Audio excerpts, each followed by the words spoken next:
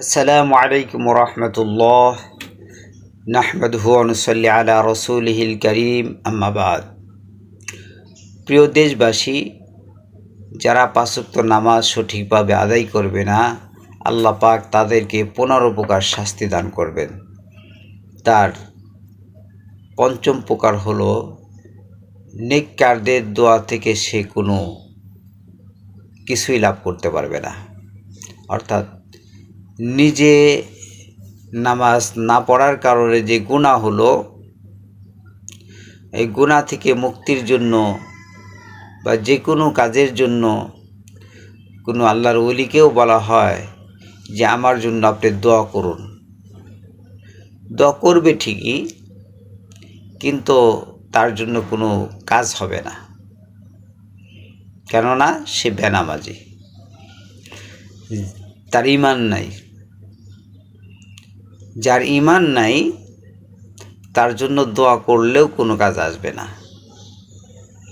এই জন্য কত বড় কঠিন সতর্কবাণী যে কোনো আল্লাহওয়ালা যদি তোমার জন্য দোয়া করে তাহলে দোয়া কবুল হবে না।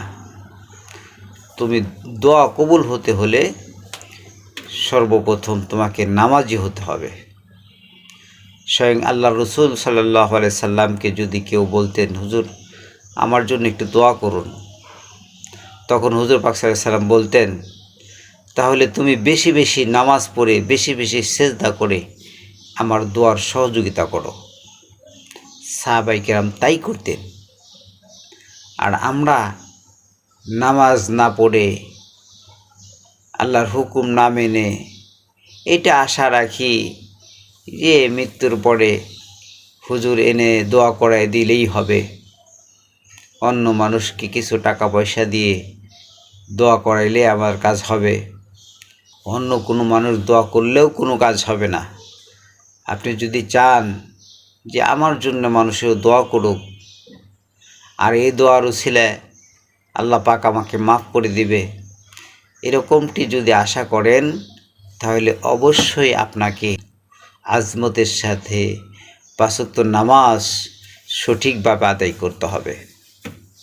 পাঁচ ওয়াক্ত নামাজ যখন আপনি সঠিকভাবে আদায় করবেন, আল্লাহ পাক আপনার দোয়াও কবুল করবে এবং আপনার জন্য অন্য মানুষ, অন্য হুজুর এরাও যখন দোয়া করবে তখন আপনাদের দোয়া কবুল করবে, তাদের দোয়া কবুল করবে। আল্লাহ পাক আমাদের সবাইকে পাঁচ ওয়াক্ত নামাজ সঠিকভাবে আদায় করার তৌফিক দান করুন। আমিন।